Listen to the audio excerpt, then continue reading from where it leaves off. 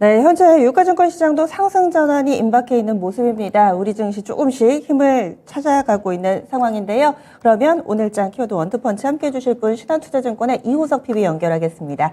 안녕하세요. 네, 안녕하십니까. 이호석 PB입니다. 네. 중소형주들이 조금 더 강하고 또 새로운 테마들도 많이 발생을 합니다. 현재까지 시장 오전장 키워드 펀치 어떤 쪽 보시나요?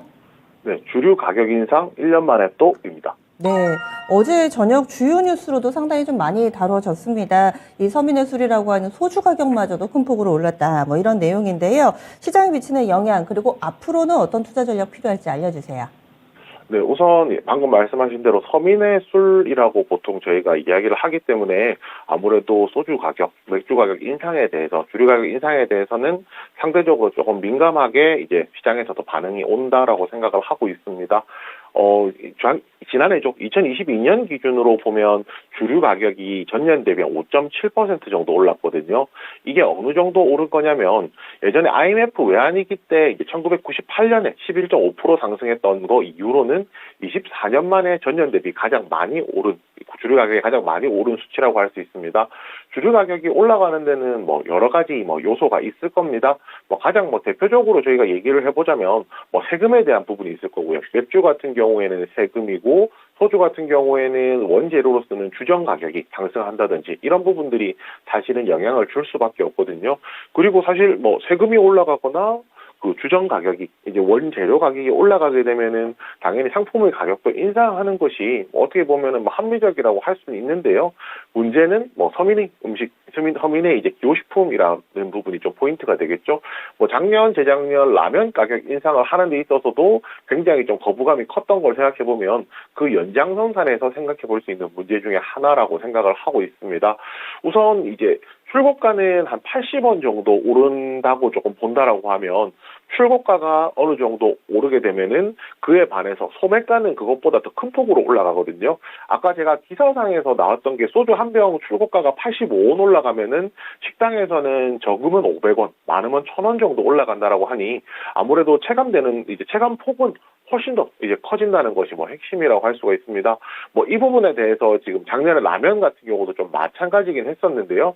출고 가격을 올해도 똑같이 올릴 수 있느냐에 대한 고민들을 이제 대부분의 주류 업체들이 현재 하고 있는 상황입니다. 왜냐하면 작년에 이미 이제 출고 가격을 한 차례 인상을 했었기 때문에 2년 연속 인상하는 것이 맞느냐에 대한 부담감들이 아무래도 좀 작용을 할 수밖에 없다라고 좀 판단을 하고요. 이런 부분을 좀 생각을 해본다라고 하면 아직까지는 이제 주류 가격 인상에 대한 내용들이 구체적으로 결정되었다라고 말씀드리기는 어렵기 때문에 이 부분에 대해서 여전히 관망하는 자세가 조금 더 필요할 것으로 보이고요. 대신에 이제 저희가 종목적으로 조금 접근한다라고 하면 역시나 시세가 많이 나는 종목 그리고 그 주류와 관련된 전통의 강호 종목 이런 쪽으로 좀 폭넓게 조금 체크할 필요는 있어 보입니다. 가장 대표적인 종목이 오늘 시세가 가장 강력하게 나오는 제주 맥주라고 할 수 있습니다. 제주 맥주는 좀 인상적인 것이 차트 보고 좀 말씀드릴 수 있을 것 같은데요. 지난 올 1월 달에 1월 날짜가 올 1월 19일이었네요. 1월 19일에 상승할 때 121선 돌파를 못하고 도로 이제 흘러내렸던 차트였었거든요. 그런데 오늘 같은 경우에는 그 주류 가격 인상과 맞물려서 121선을 돌파하면서 갭 상승을 시작했고요. 오늘 이제 121선 안착하려는 모습까지도 현재 나오고 있는 상황입니다. 만약에 장기 이동 평균선인 이제 매물대로 작용할 수 있는 121선을 돌파한다라고 생각하면은 여기서 추가적인 상승까지도 기대를 해볼 수 있기 때문에 제주 맥주에 대해서 좀 가장 좋은 이제 시선을 보낼 수 있고요. 그 외에 저희 이제 오늘 말씀드릴 종목은 무학인데요. 무학 같은 경우에는 주류와 관련해서 시세가 낮다가 오늘 좀 큰 폭으로 좀 조정을 받는 모습을 보여주고 있습니다. 대신에 이 종목 같은 경우에는 조금 더 인상적이라고 하면 작년 올해 초부터 해서 꾸준하게 상승을 해왔고 그래서 이게 121선을 이미 벗겨놓은 상황이거든요. 여기서 추가 상승하는 데 있어서 매물 부담은 상대적으로 적은 종목이기 때문에 이 종목도 관심 가질 필요 있다라고 생각하고요. 제가 아까 전통의 강호 이렇게 전통적인 기업 말씀드렸는데 하이트 진로입니다. 일단 하이트 진로 같은 경우에는 출고가에 대한 내용을 좀 현재 고민 중이다라고만 이제 기사에서 보도가 되었거든요. 오늘도 한 2% 정도 상승이 나오고 있습니다. 있습니다. 결국에 만약에 소주 가격이 인상된다라고 하면은 화이트 진로에서 나오는 상품들이 그래도 국내 시장 점유율이 굉장히 높은 편이기 때문에 오히려 직접적으로 매출이라든지 영업이익에 반영되는 요소는 화이트 진로가 제일 클 것이라고 생각하거든요. 그래서 좀 중장기적으로 본다라면 화이트 진로, 뭐 단기적으로 접근한다라면 뭐 제주 맥주나 무학 이렇게 접근해 볼 수 있을 것 같습니다. 그래서 단기적으로, 중장기적으로 이 주류 가운데서도 주목해야 될 이 투자 전략이 좀 다른 부분에 대해서도 얘기를 해주셨고요. 지금 전체적으로 강세 움직임을 보여주고 있습니다. 그럼 다음 시장 전체적으로 봤을 때 향후에 또 비전이 어떤 종목 쪽에 있는지 오늘장 전체적인 강력 펀치 전략 알아보도록 하겠습니다. 오늘의 강력 펀치 바로 MWC 개막전 체크 포인트입니다. CES가 연초에 바로 있었다면은 이제 조금 지나고 한 달 반 정도 지나고 나서 진행되는 MWC 이제 2월 후반부터 3월 초까지 좀 진행이 되는데요. 어떤 점들을 좀 봐야 될지 이 부분 알려주시죠.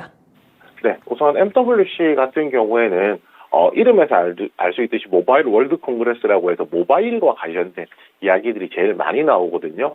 저 CES가 세계 가전 박람회라고 하면 조금 더 포괄적인 형태라고 생각했을 때 MWC 같은 경우에는 모바일로 조금 한정되는 모습을 띠고 있는데요. 이 경계가 최근에는 상당히 많이 무너졌다는 게 좀 중요한 포인트라고 생각을 하고 있습니다. 예전 같으면 MWC는 모바일이라는 이제 내용이 있었다면 사실 그 부분이 아니라고 말씀을 좀 드리고 그렇기 때문에 발생해서 파생되는 모멘텀들이 좀 존재를 하는 상황인데요. MWC에서 이번에 선정한 5가지 주제는 테마는 이렇습니다. 5G의 가속화, 그 다음에 가상현실, 그리고 핀테크, 그 다음에 오픈넷, 디지털화인데요. 이렇게 5가지를 들어봤을 때 저희 귀에 쏙 박히는 것이 있죠. 가상현실하고 핀테크 정도가 귀에 쏙 박히는 내용이 될 거고요. 그 외의 부분은 사실은 현실적이라기보다는 투자로 생각했을 때는 생각보다는 좀 거리가 있는 내용들이 좀 있다라고 판단을 하고 있습니다. 결국에 이제 가상현실만 놓고 저희가 조금 생각을 해본다면 이 부분에 대해서 생각을 해볼 수가 있겠죠. CES의 연장성상이다라고 말씀을 드릴 수 있을 것 같은데요. 이번 MWC 같은 경우에 많은 기업들이 내세우는 기치 중에 하나가 연결성에 대한 이야기입니다. CES에서 연장선상으로 접근을 해야 될 것이고요. 그렇다면 CES에서 연장선상에서 주목받았던 것들이 다시 한 번 더 MWC에서 주목받을 요인이 굉장히 크다라고 좀 생각을 해볼 수 있는데요. 대표적으로 로봇 그리고 VR 마지막으로 AI를 지금 보고 있습니다.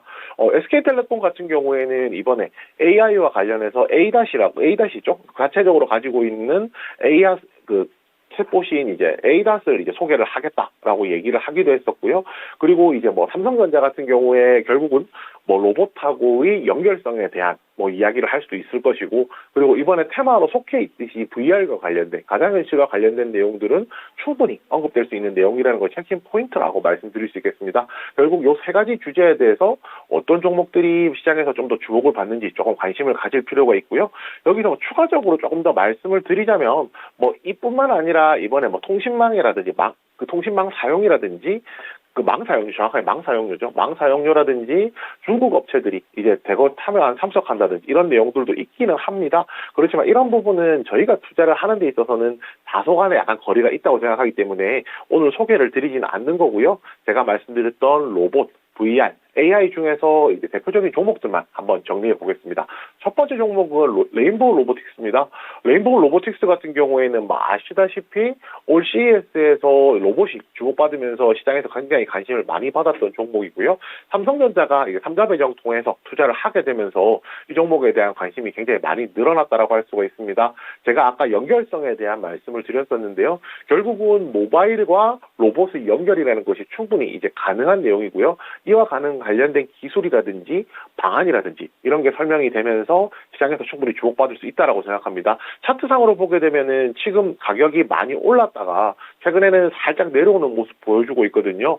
그렇지만 이게 흘러내리는 모양이냐라고 하면은 아니라고 생각을 합니다. 왜냐하면 주가가 한 차례, 두 차례 레벨업을 했기 때문이고요.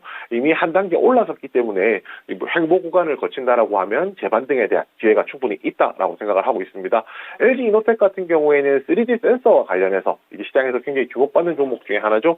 그 지금 오늘 같은 경우에도 시세가 어느 정도 나오고 있는 상황인데요. 우선 이제 121선이 뭐 작년 11월 달에도 그랬고 최근에도 그랬고 오늘도 그렇고 상승할 수 있는 폭을 뚜껑을 이제 막아놓고 있는 상황입니다. 결국은 121선 돌파가 제일 중요한 그림이라고 할 수 있겠고요. 마지막으로 솔트록스입니다. 자연어 처리와 관련해서는 국내에서 AI와 관련된 이제 특허가 가장 많은 기술이 많은 기업 중에 하나고요.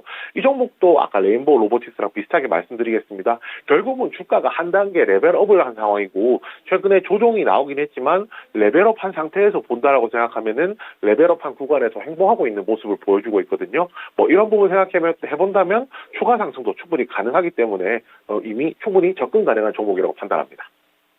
이 해당 테마들은 연초 1분기를 장악하고 있는 테마들이어서 결국에는 지금 사도 될까라는 물음이 붙는 종목군들인데 그러면 이들 종목군들은 이미 레벨업이 됐기 때문에 횡보 구간에서는 신규 접근도 가능하다라는 말씀이신 거죠? 네, 그렇습니다. 네. 그럼 업사이드를 어느 정도까지 볼까요? 직전 고점 수준 혹은 그 이상까지 한 번 더의 레벨업 어느 정도로 욕심을 내면 될까요? 네, 우선 이제 뒤에 따라오는 테마의 모멘텀의 강도에 따라 좀 달라지기 때문에 우선 목표는 직전 고점으로 놓는 것이 맞습니다. 직전 고점과 지금 저점을 중심으로 한 박스권 매매 충분히 가능하고요. 그 추후에 나오는 모멘텀에 따라서 그 박스권 돌파가 또 가능할 수가 있기 때문에 박스가 돌파 가능할 때 재진입하는 전략도 충분히 구사해 볼 수 있습니다. 네, 알겠습니다. 오늘 자세한 말씀 고맙습니다. 네, 감사합니다. 네, 이렇게 해서 수익의 퍼즐 다뤄봤는데요. 조금 전에 이야기드린 MWC는 현재 시간으로 2월 27일부터 3월 2일까지 진행됩니다. 이제 일주일여 앞두고 있는데 이 부분을 투자 아이디어로 해서 어떻게 활용해야 될지 이렇게 자세하게 다뤄봤습니다. 지금까지 신한투자증권의 이후석 PB와 함께했습니다.